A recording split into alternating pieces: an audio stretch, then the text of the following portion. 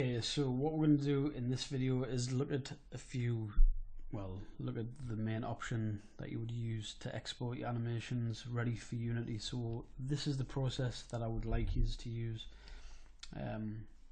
Really simple. So you've finished your animation. In this case, it's just a very simple idle animation. I didn't spend a great deal of time on it. Maybe like 20 minutes or something. So the main thing I need you to do is we're going to call this is our idle animation, so I'm going to name this to idle basic underscore bake, and it's in caps, so that's fine. I'm going to select the root of the skeleton, and then I'm going to go to select hierarchy, so it's going to select everything within the hierarchical chain, and then I'm going to go to edit, keys, bake simulation, and then I'm going to go to selected and all keyable. Actually, I'll change it from selected below, so it'll key everything within the hierarchical chain from the top to the bottom. That's what that basically means. And then I'm just going to hit key, leave all these as default, so base animation, leave that on, bake layers keep, sample by 1, oversampling rate 1, leave everything as is. You don't need smart bake on. That's basically to optimize the animation. We just want to bake every single frame within the timeline. So hit bake. You can see there it's baking the animation. So the reason that I've saved this out as underscore baked is, let's say now I wanted to tweak this animation, I could then just open up the other animation and bake it back out again, whereas I've got a baked animation file. I can't really do anything with that now because there's keyframes all over everything. And again, to stress, it overwrites any of these controls that we've created with, and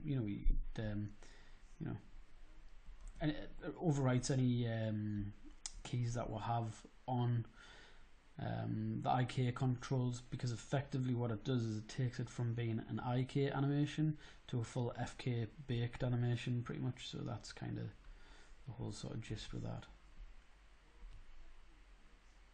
So again, what's really useful is I've obviously saved this out as another scene. I maybe want to have a little look at posing that up, or maybe looking at this front leg animation. So that's what I would maybe do.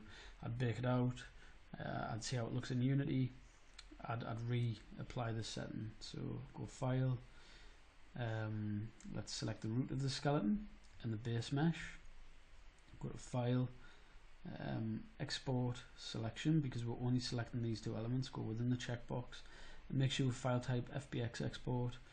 Again, defaults should be okay, export selection, and save it out to where you need it to be placed. In this case, you would need to be putting it into your Unity folder. So what I'm going to do is I'm just going to save this out as is.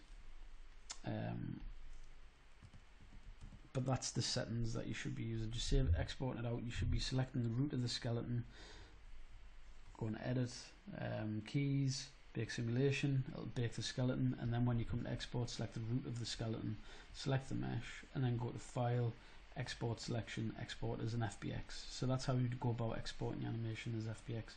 In the next video, we'll look at the Unity UI and how you can pull your animations into Unity, and then we'll start looking at Mecanum and making it into a little bit more of an interactive, playable character. So we can move this around, we can have maybe your character running over objects, jumping over things. So that's going to be the next stage.